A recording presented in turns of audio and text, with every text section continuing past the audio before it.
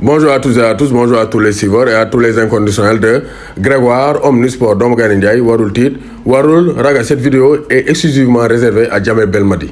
Djamel Belmadi, sélectionneur de l'Algérie. On n'a rien contre les Algériens, mais Djamel Belmadi a fauté. Le discours qu'il a tenu, c'est un discours apologie à la haine. Et ça, c'est pas normal. Si on perd un match, on doit perdre dignement. L'Algérie a été éliminée dignement. Les Camerounais ont mérité leur qualification. Il faut les féliciter et passer à autre chose. C'est pas normal li Belmadi wax. Regardez les propos de Belmadi. Belmadi, il a dit que l'arbitre est coupable à ses yeux de la défaite des Verts face au Cameroun en barrage de pour le mondial au Qatar. Parce que Cameroun dafa dugal, Algérie égalisé, qualifié, il y a une prolongation. Comme dafa dóor 1-0. Match bi Algérie da ko dóor 1-0, une prolongation. Algérie égalisé 1-1, Algérie moo qualifié. Mais Algérie dirait ay temps di tëdd ak yooyu mais arbitre day yokk temps bi bu yokkee temps bi gars yi dugal togg ekam bi après Algériens yi bëgg attaquer arbitre bi ne arbitre bi moo saboté seen match mu ne il a enlevé l'espoir de tout un peuple et on le laisse comme ça, déclare entre autres Djamel Belmadi. Je ne dis pas qu'il faut le tuer, mais il ne faut pas le laisser lui. Ça veut dire quoi? Ay match nga naan ay je ne dis pas il faut le tuer. Football da nga war a fair play.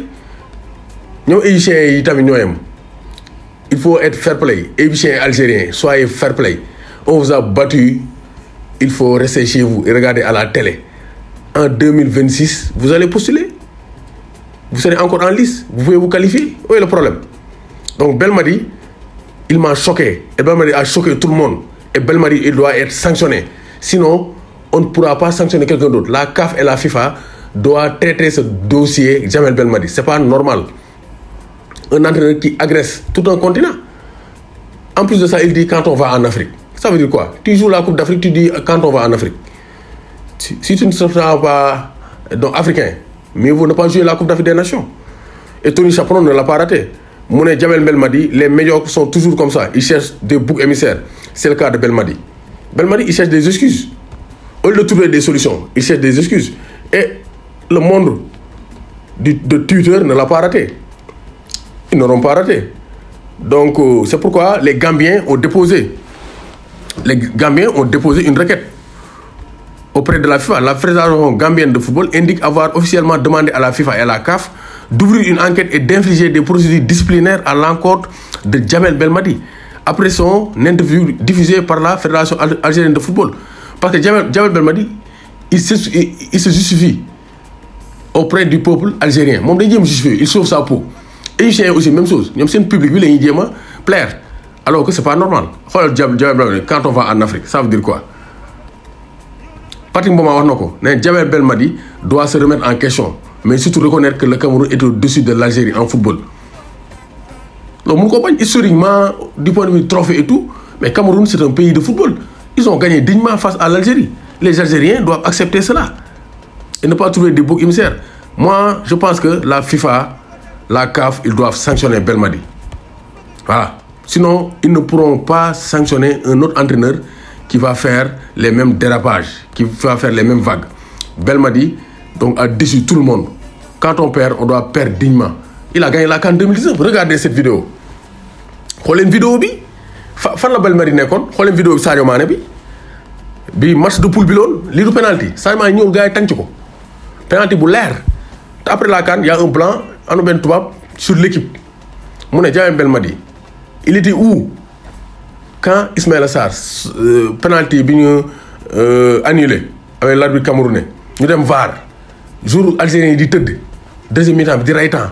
arbitre bi joxe 4 minutes de temps additionnel loolu du scandale bal bi ñu dugal Bounedjah bal ci drone bi la dal ci caméra bi la dal dugg loolu mën nañu cee topp di wax mais le Sénégal a été fair play nangu défaite bi penalty Sadio Mané bi ngeen gis ci vidéo bi lii du penalty les Annabelle Mel lu tax attaqué arbitre bi quand on perd on doit perdre dignement quand on gagne aussi on doit gagner dans la grandeur mais on doit perdre dans la grandeur mais Ben Mel il a gagné tout le monde l'a félicité en 2019 il s'est fait éliminer au premier tour à la CAN il est sorti par le Cameroun pour la route du mondial mais l'Algérie c'est une équipe comme les autres ils peuvent se qualifier comme ils peuvent être éliminés la CAF et la FIFA je lance un appel il faut sanctionner Djamel Belmadi ses propos sont discourtois ses propos sont condamnés par tout le monde comment peut-on adresser de telles paroles à l'endroit d'un arbitre je ne dis pas qu'il faut le tuer mais lui il faut pas le laisser ça veut dire quoi FIFA ak CAF il faut prendre vos responsabilités et sanctionner Djamel Belmadi. Vous voyez sur la télé 8000 chaînes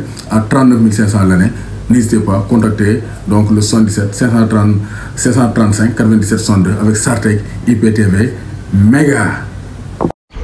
Promotion à Mondial Sport maillot Sénégal bi ñu gagné CAN bi avec ou sans flocage c'est à 10 000 francs donc avec flocage c'était à 12 000 francs Mondial Sport defal na leen ko 10 000 francs donc amul fenn fu du Mondial Sport maillot avec étoile bi n'hésitez pas à aller à commander 77 666 03 95 77 059 99 84